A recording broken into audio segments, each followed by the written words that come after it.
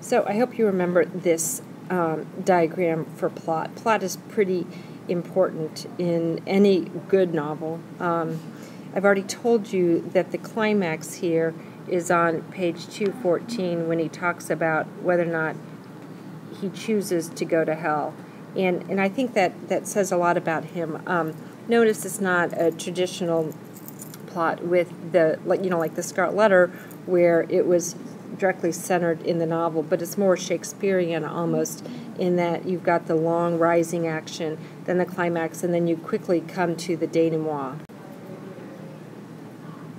So here we've got the rising action, and that's the Mississippi River, and the falling action, which we'll talk about in a minute.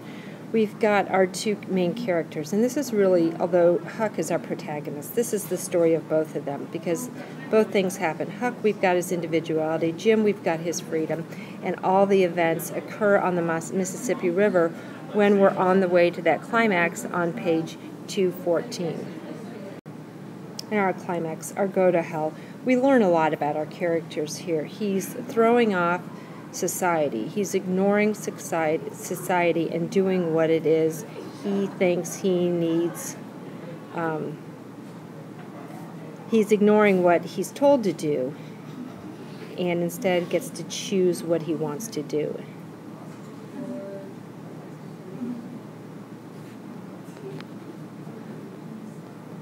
Sorry, my handwriting here is going a little bit skewed. And then our falling action all takes place at or on the Phelps farm, and it's a shorter section. It's kind of convoluted with the arrival of Tom, but Jim gets his freedom, although he has certainly earned it long before that with the death of Miss Watson.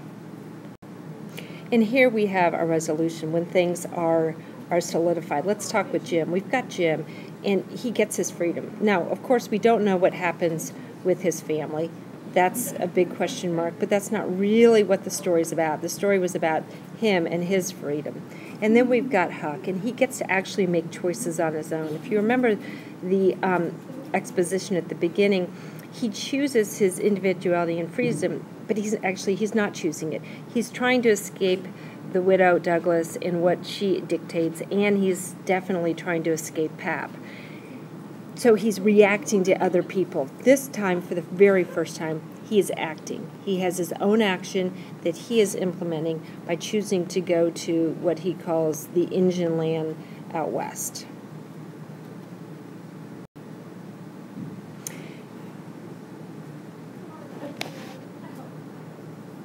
And that's really kind of where we end. I really want you to go back, though, and look at page 212 through 214 and read that through several times, because that talks us a lot about Huck's mental state and really kind of the decisions he has to weigh and what he goes through as he makes his decision to not let anyone know about Jim.